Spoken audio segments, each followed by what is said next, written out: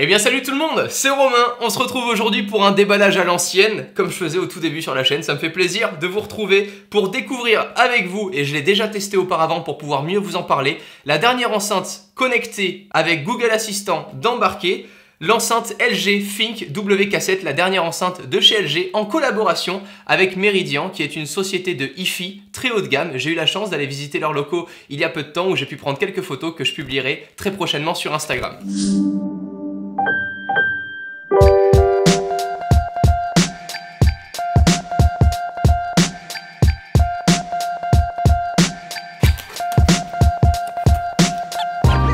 On a ici une première boîte avec l'alimentation de fourni. Ça sera le seul accessoire dont on aura besoin pour faire fonctionner cette enceinte qui est entièrement connectée. Pas de câble auxiliaire, RCA, HDMI ou autre. C'est une enceinte qui fonctionne uniquement par Bluetooth ou Wi-Fi avec notre smartphone ou bien nos autres devices.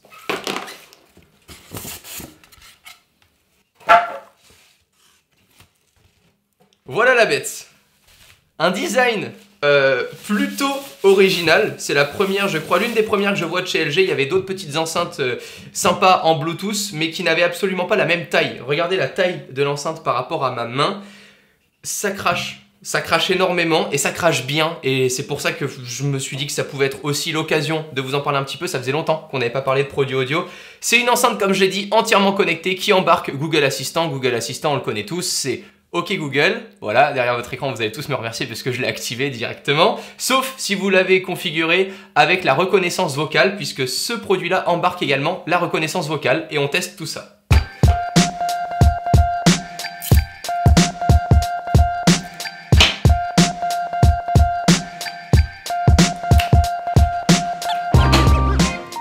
Je la branche à l'arrière de l'enceinte tout simplement, et c'est la seule connectique, comme vous pouvez le voir, qu'on va nous proposer. L'enceinte a démarré toute seule. J'attends tout simplement le petit son de Google Assistant qui va me notifier du coup le bon démarrage pour ensuite la connecter avec l'application Google Assistant à mon réseau Wi-Fi et l'utiliser en Wi-Fi pour diffuser mes contenus qui soient diffusés directement en Chromecast.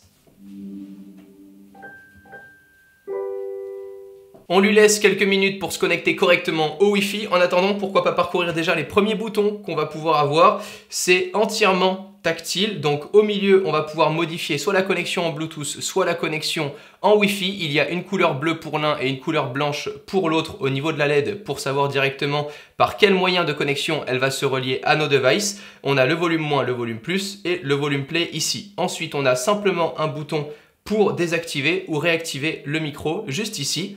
Et les 4 LED qui sont toujours présentes et qui vont être présentes une fois que l'enceinte s'est connectée correctement au Wi-Fi, les 4 LED de Google Assistant pour nous notifier soit du volume, soit de la mise en route lorsque je lui parle. OK Google, joue une musique des années 60. Bien sûr, voici la playlist Spotify intitulée Années 60.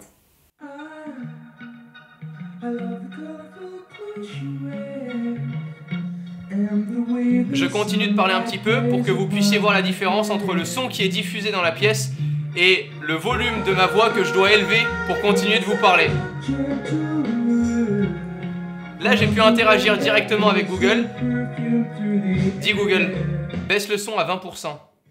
Ce qui est intéressant en fait avec l'assistant, c'est que sur cette enceinte-là, les micros sont assez éloignés de la diffusion du son. Ce qui fait que lorsque je mets le son très fort, je peux m'éloigner de l'enceinte et continuer de lui parler sans hurler. Et ça, on le sait, avec une Google Home Mini par exemple, c'était juste horrible lorsque le son était à fond. On essaie tout de suite.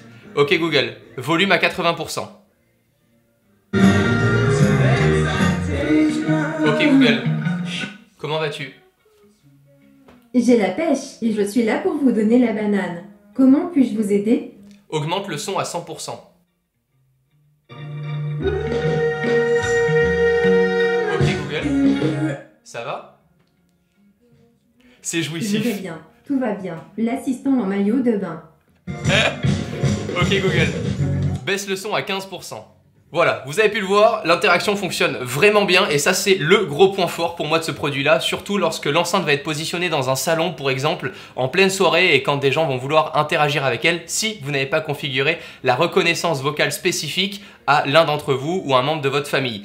Également, une petite chose à noter, cette enceinte n'a pas de certification IP, ce qui fait qu'elle ne peut pas normalement être positionnée dans une salle de bain ou dans une cuisine, là où il y a de l'eau tout le temps, quoi. Je tiens quand même à le préciser, parce qu'on peut quand même vouloir, pourquoi pas, la placer un peu de partout.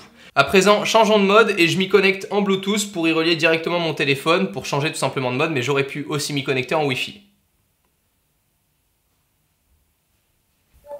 On est bon. Dernier album d'Eminem, je suis obligé.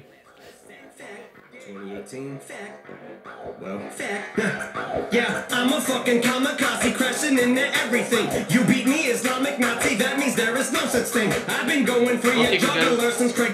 Quelle heure est-il? Il est 11h55. Parfait. Même en Bluetooth, je peux directement interagir avec Google et interchanger. Un pote est connecté en Bluetooth, je veux changer absolument de musique, je peux lui demander « Ok Google, lance une musique des années 90 ». D'accord, voici la Elle playlist repasse Spotify intitulée années 90. directement en Wi-Fi pour se connecter à mon réseau et changer de musique. Ah putain, en plus elle a bon goût. C'est vraiment bon.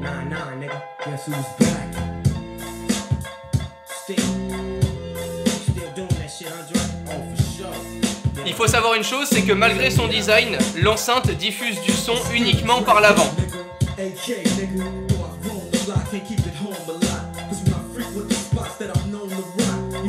Ok Google, baisse le son à 20%.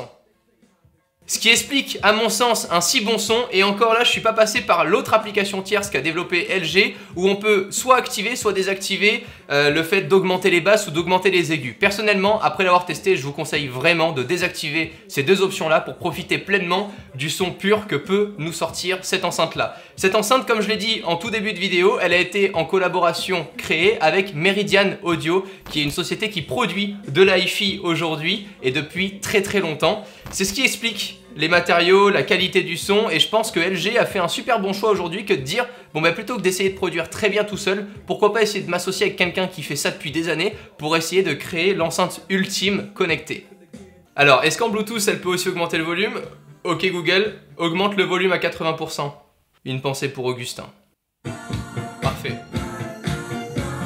J'espère vraiment que cette vidéo vous aura plu. Comme d'hab, j'étais ravi de pouvoir découvrir un nouveau produit avec vous. Je vous laisse évidemment le lien de cette enceinte dans la description. Et je vous dis d'ici les prochaines vidéos, à très vite. Prenez soin de vous. Ciao tout le monde.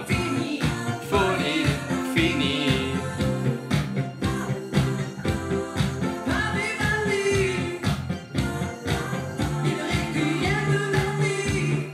Ok Google, répète après moi. À bientôt les amis, c'était cool de faire cette vidéo avec vous. À bientôt les amis, c'était cool de faire cette vidéo avec vous.